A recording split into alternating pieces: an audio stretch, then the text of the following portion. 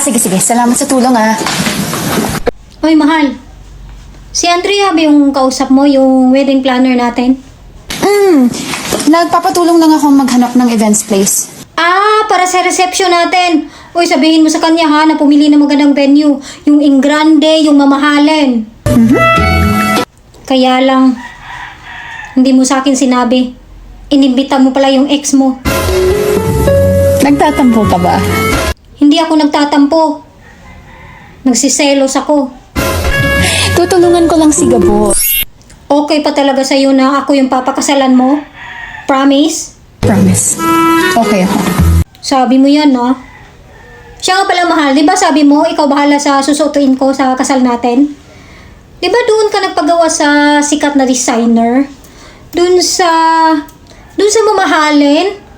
Doon sa... Okay yan.